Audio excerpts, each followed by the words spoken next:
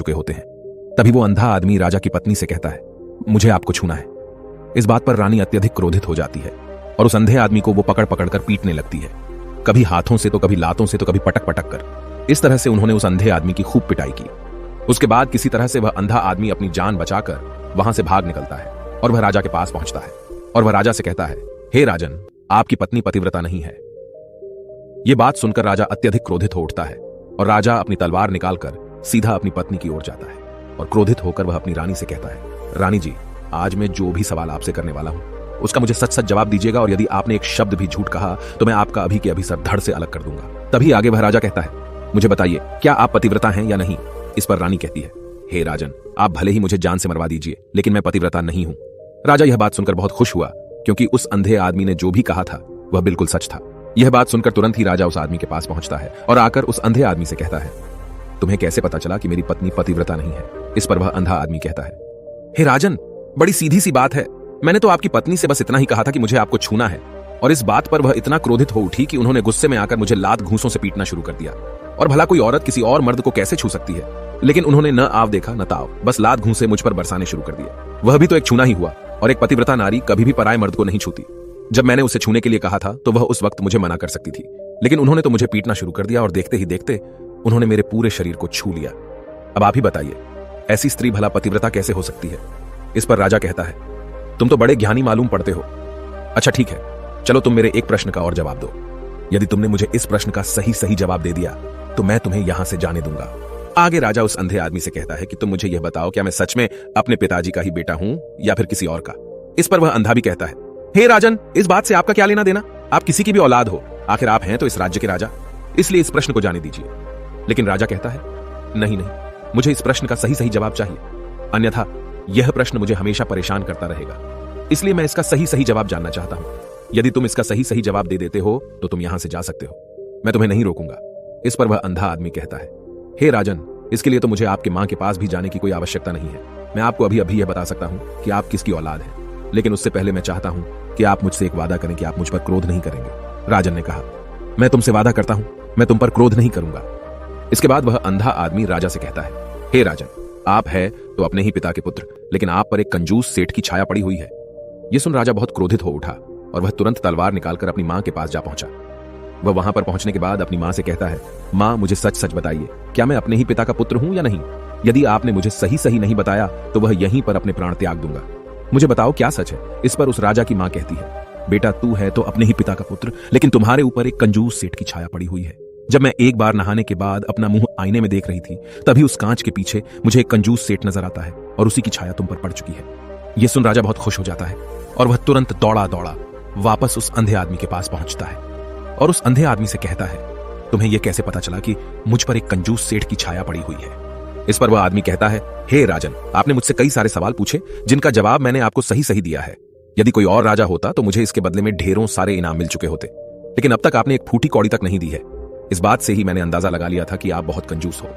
यह बात सुनकर राजा जोर जोर से हंसने लगा और कहता है कि आप जो भी मांगेंगे वह मैं आपको अवश्य दूंगा, लेकिन मुझे यह बताओ कि तुम्हें कैसे पता चल जाता है कि कौन सी बात सही है और कौन सी गलत?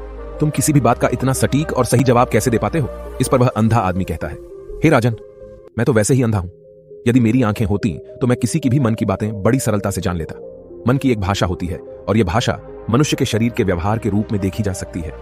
उसकी आंखों से, उसके होठों से, उसके काम करने के तरीके से, उसकी क्रियाओं से पता किया जा सकता है कि उसके मन में क्या चल रहा है। उसके आधार पर हम किसी के भी मन की बातें जान सकते हैं, लेकिन मैं तो अंधा हूं, मैं देख नहीं सकता, इसलिए मैं क्रियाओं से देखता हूं। यदि मुझे कोई बात जाननी हो तो अगले आदमी को कुछ काम देना पड़ता है, जिस पर वह व्यक्ति किस प्रकार काम करता है, किस तरीके से इस काम को करता है, उसके आधार पर ही मैं यह पता कर पाता हूं कि उसके मन में क्या चल रहा है। तभी वह राजा कहता है, तो क्या इसका अर्थ यह हुआ कि मैं भी किसी के मन की बातें जान सकता हूं?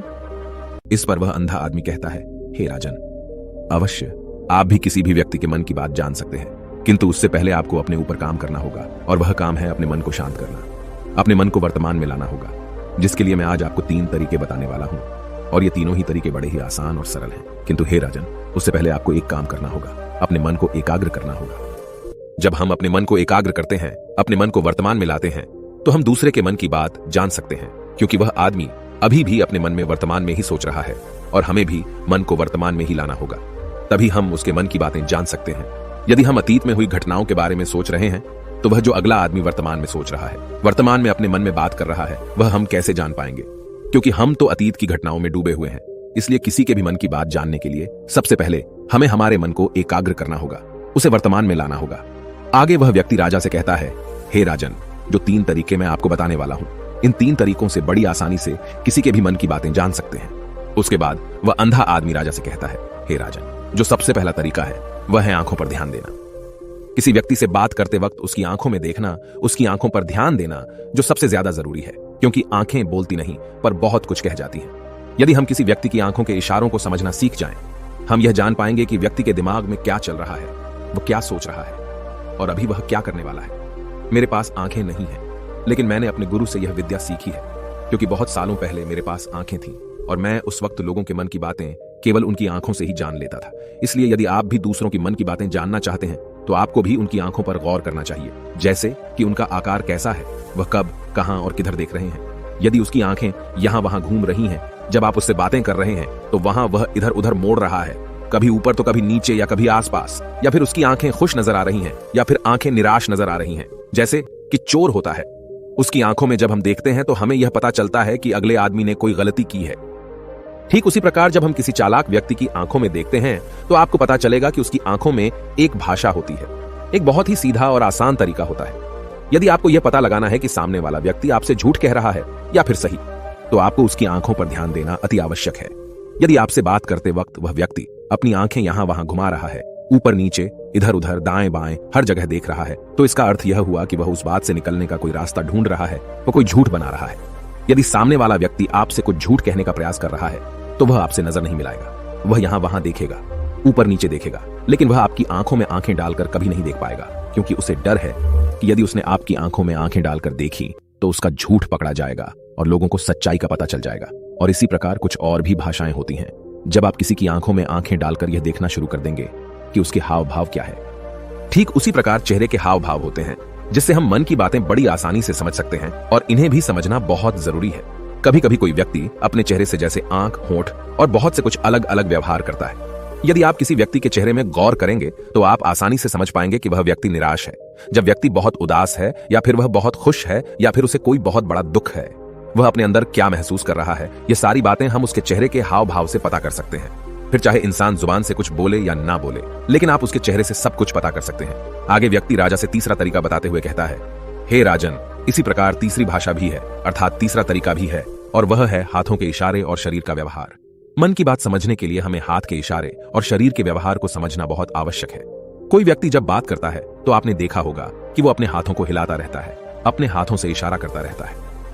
बातों के साथ साथ अपना शरीर का जो व्यवहार है, अर्थात बॉडी लैंग्वेज, उसका भी पूरा उपयोग करता है, जिससे हमें यह पता चल पाता है कि वह व्यक्ति हमारी बातों पर कितना ध्यान दे रहा है और उसके मन में क्या चल रहा है। शरीर के व्यवहार को देखने के लिए उसके हाथ मटकाने, शरीर मटकाने और चेहरे पर बार बार हाथ लाने, हाथों का एक दूसरे से मसलना, ऐसी बहुत सी क्रियाएं होती हैं, उस पर हमें ध्यान देना अति आवश्यक है। मन की बात को समझने के लिए हमें शरीर के व्यवहार को भी समझना पड़ता है। यदि हम इन 3 तरीकों को सही तरीके से ध्यान देकर इन 3 तरीकों को अच्छे से समझ लेते हैं तो हम बहुत जल्दी किसी भी व्यक्ति के मन की बातें बड़ी सरलता और सहजता से जान सकते हैं। इसलिए यदि आपको किसी के मन की बातें जानी है तो आपको उसकी आंखों पर, उसके चेहरे पर, उसके शरीर के हाव भाव को और उसके हाथों को ध्यानपूर्वक देखना और समझना होगा, जिससे आप यह समझ पाएंगे कि आखिरकार उसके मन में क्या चल रहा है और वह क्या सोच रहा है। लेकिन उनसे पहले आपको अपने मन को एकाग्र करना होगा, शांत करना होगा और अपने मन को वर्तमान में लाना होगा। तभी आप उस व्यक्ति की इन सभी क्रियाओं पर ध्यान दे पाएंगे, उन्हें समझ पाएंगे। अन्यथा आप यदि अतीत की घटनाओं में व्यस्त हैं, भविष्य की योजनाओं में व्यस्त हैं, तो आप उस व्यक्ति के हाव भाव पर कभी ध्यान ही नहीं पाएंगे और न ही आप कभी यह समझ पाएंगे कि आखिर उस व्यक्ति के मन में क्या चल रहा है, वह क्या सोच रहा है। आपने देखा होगा कि ऐसे कई बड़े संत महात्मा हैं जो बड़ी ही शांति से आपको देखते हैं और आपको देखकर ही ये बता देते हैं कि आपके मन में क्या चल रहा है, आप उनसे क्या जानने आए हैं। और इसका सबसे बड़ा प्रमुख कारण यही है कि वह आपको पढ़ सकते हैं, आपको समझ सकते हैं, आपकी मन की बातें जान सकते हैं, क्योंकि उनका मन एकाग्र है, शांत है, और यही कारण है कि वह आपके मन की बातें बड़ी सरलता से समझ जाते हैं। यदि आपने अब तक पूरी कहानी को सुना है तो मैं आपसे एक छोटा सा अनुरोध करना चाहता हूं। कृपया इस चैनल को सब्सक्राइब करें ताकि मैं आपके लिए और भी ऐसी ही ज्ञान से भरपूर कहानियां लेकर आ सकूं। नमो बुद्धाय। मिलते हैं एक नई कहानी के साथ अगली वीडियो में।